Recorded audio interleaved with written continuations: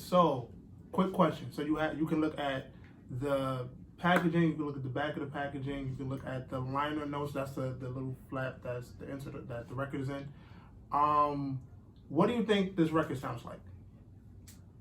Like an old music song. Like an old like an old like it's the cover's kind of confusing. Looks like he's rocking Stone Age. Okay. So I don't know if it had music back then. So like caveman music? Yeah, it looks like he's like, I shiver me timbers. That's a pirate. And he looks like both kind of. He looks like he had a rough day. So I would hope it's like some inspirational, like not rock and roll, but like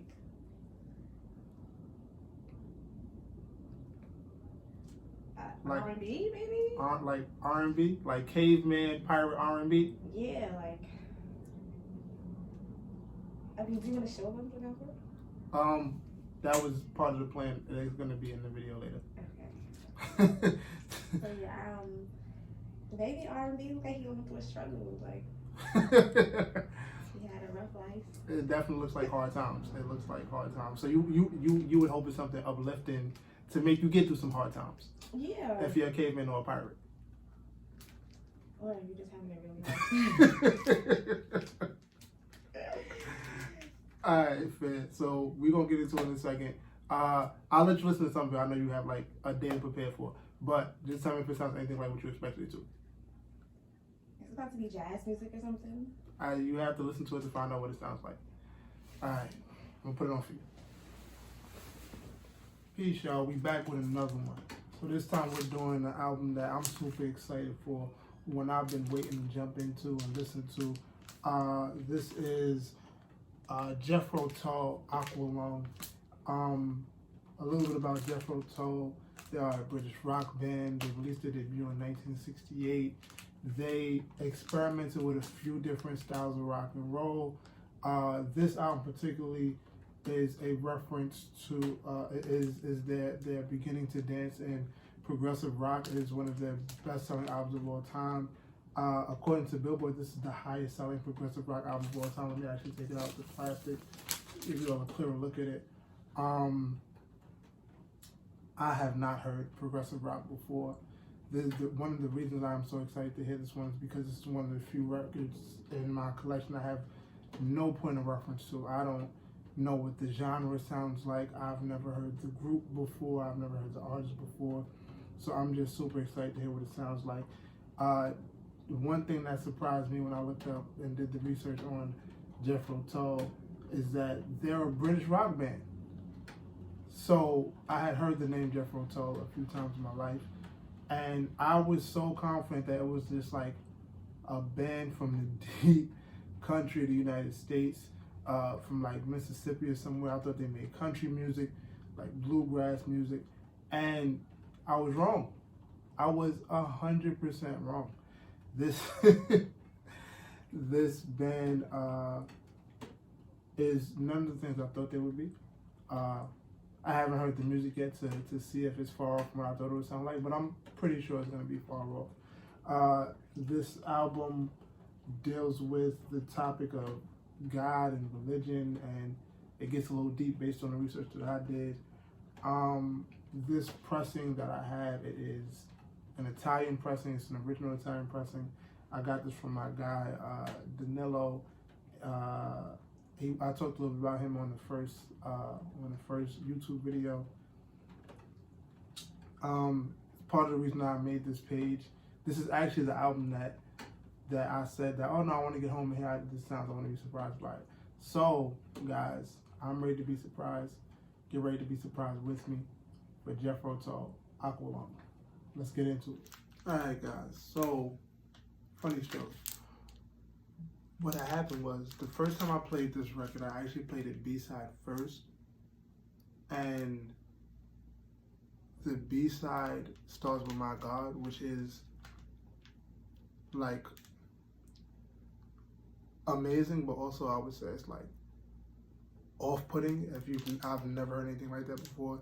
It's a wild flute solo with a chant over top of it, and it just kind of just did things I wasn't ready for.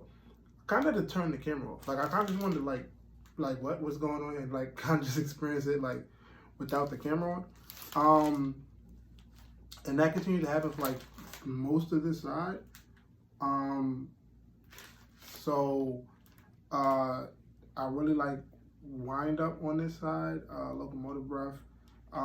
My God, after, the 17th time I've listened to it, I ended up liking it a lot. Funny enough, this record was so like different sounding to me that I feel like I just had to listen to it again. So I played it again, and I was traveling, and in my travels I played it on my phone, and I played it on Alexa at somebody else's house. I came back home, I played it again. I just needed to hear it. It was different. It was a whole nother universe of what I was used to listening to. And on my original listen, when I got back to side A, which I thought was side B because I played it wrong, but whatever, it happens to the best of us. I was like really much in love with side A. I liked the Aqualung song. I liked Cross-Eyed Mary, Mother Goose I love. So I had to Google a lot of these lyrics to look up what's going on.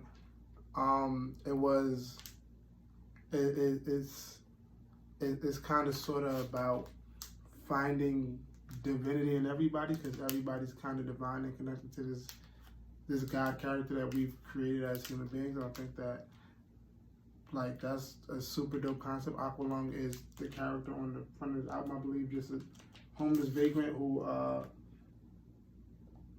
has a thing for young girls, which isn't cool. I don't advertise that. And in song 2, there's kind of like a young girl who seems to pay him mind, which again, I don't advertise or, condone. However, the message of those first 2 songs is that there's some level of divinity in those people as well as everybody else, because how can we say that those people aren't divine or connected to some godlike entity if we're all connected to this godlike entity, this character that we've created? And I can appreciate the messaging. I can super duper appreciate the messaging. The song that it goes out on, which is Wind Up on side B, probably my favorite song on this album. It's much smoother. I'm probably gonna keep listening to it for the lyrical content, because I'm sure there's a bunch of things in the lyrics that I didn't get. Overall, great album. You have to, if this is music that you've not listened to anything like before, I feel like you'd have to give it a chance, simply because I had to give it a chance. Again, I jumped into side B, so I jumped right into the thick of it, and I was just confused and lost and aghast and all of these other words that means I didn't know what was going on. But I was also amazed. I've never heard a flute be aggressive before. Like, I've only heard a flute be like sweet and harmonic, and all the other things that flutes are when you think of a flute, right? Kind of like Robin Hood, like kind of that. This is the first time I heard a flute be like powerful and pack a punch. And whoever I believe Ian.